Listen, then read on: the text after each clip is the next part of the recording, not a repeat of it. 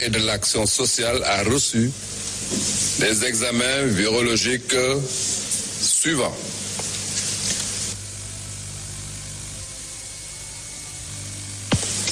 Cinq sont revenus positifs.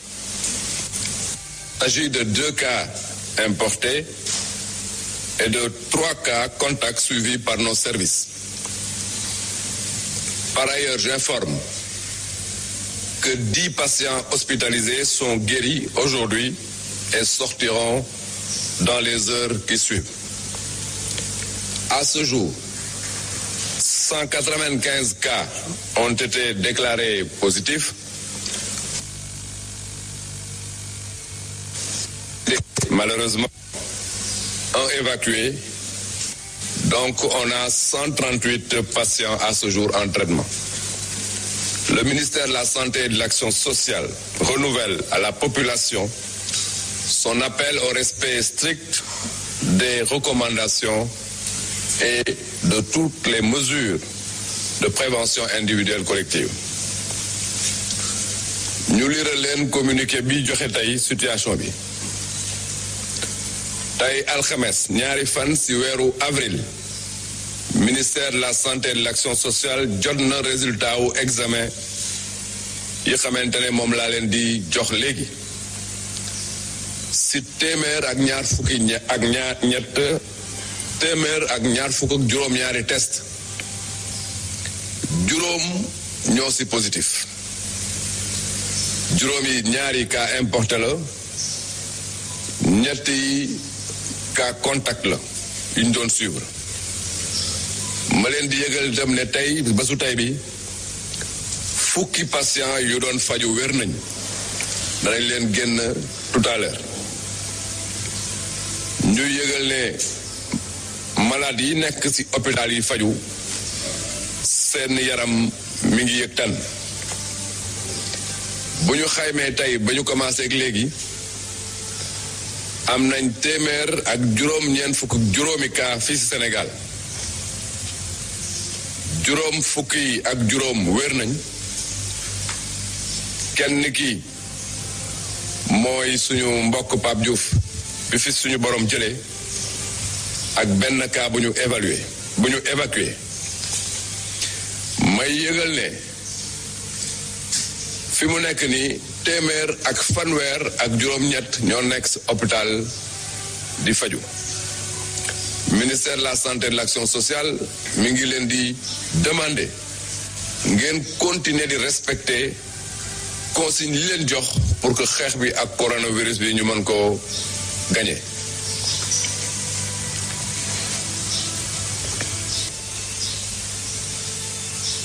Du Sénégal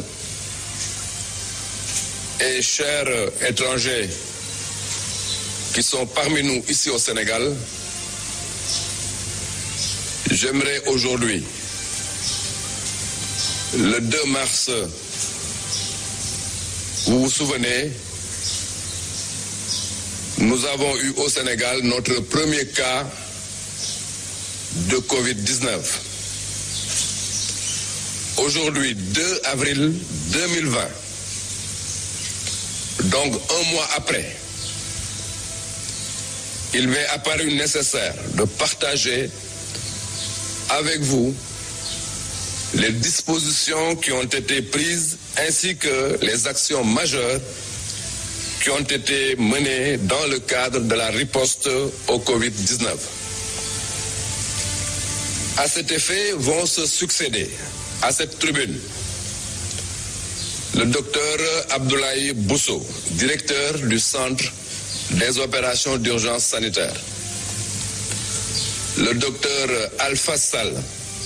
l'administrateur de l'Institut Pasteur de Dakar,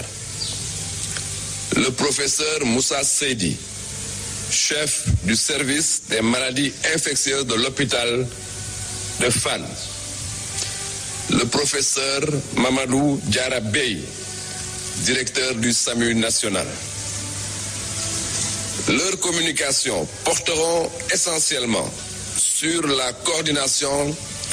des opérations de riposte, la détection au laboratoire et la prise en charge des cas confirmés. Cet exercice sera mené tous les mois jusqu'à la fin de l'épidémie. Il s'agit donc d'une évaluation à mi-parcours. Avant de donner la parole à mes collaborateurs, je voudrais saluer le travail remarquable que les personnels de santé sont en train d'accomplir et leur exprimer mes forts encouragements. Je voudrais également saluer le professionnalisme de la presse sénégalaise, qui est à nos côtés depuis le début de l'épidémie. J'exprime à son Excellence, Monsieur le Président de la République, mes remerciements et mon soutien pour son soutien sans faille depuis le début de cette épidémie. Et en mon nom, le personnel de santé lui exprime toute sa reconnaissance. Je remercie mes collègues du gouvernement ainsi que l'ensemble des Sénégalais et des partenaires qui nous soutiennent dans cette lutte. Je vous remercie de votre attention. ma tënk li ma wax léegi rek ci wolof. 2 mars 2020 la ñu amoon fii ci réew mi cas bu njëkk bi ñu am ci Covid-19 boobu ak léegi bés bu jot ñu taxaw ak yéen pour jox leen situation wu bés bi di ko def ak leer di ko def ak dëgg